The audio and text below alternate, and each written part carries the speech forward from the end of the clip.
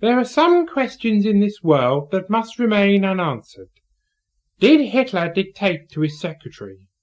Why, no matter what you do, does one drop always go down your trouser leg? And why do insurance companies always employ pathological liars? Yes? Excuse me, sir, but have you ever wondered what would happen to your family if there were a nuclear war? Are you from C&D? I gave at the office. No, sir. But have you ever imagined what your family would do for financial support if they were deprived of your income as a wage earner? No, I haven't. But I should imagine my wife would go on the game and the kids would have to go into care. The building society would probably repossess the house and my business would be declared bankrupt. Doesn't that worry you? No, I won't be here, will I? The wife can find some other sap to scrounge off. In that case, perhaps I can interest her in one of our insurance policies. They're really super, because if you buy one after 5 years, you get all your money back. Plus, there'll be peace on Earth, and everyone will live happily ever after.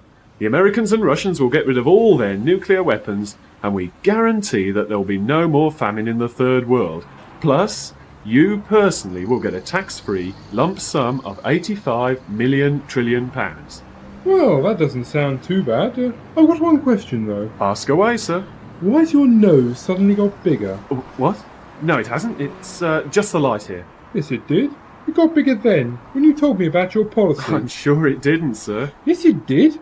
When you told me about the tax-free lump sum and peace on Earth. Well, it might have done a bit.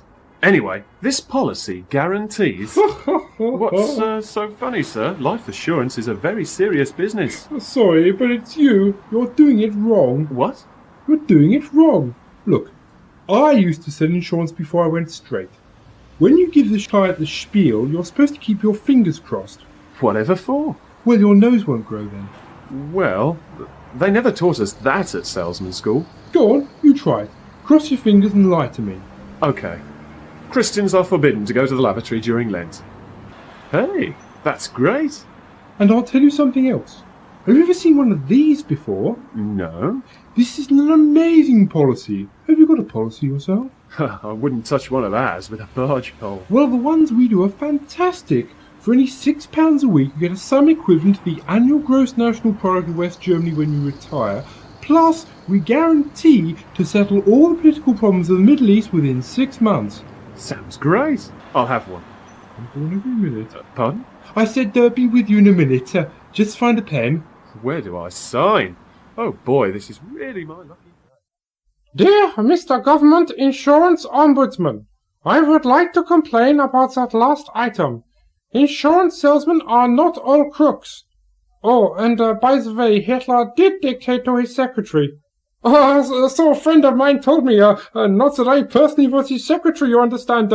Throughout the entire war, I was somewhere else. I was in Basingstoke in Hampshire. No?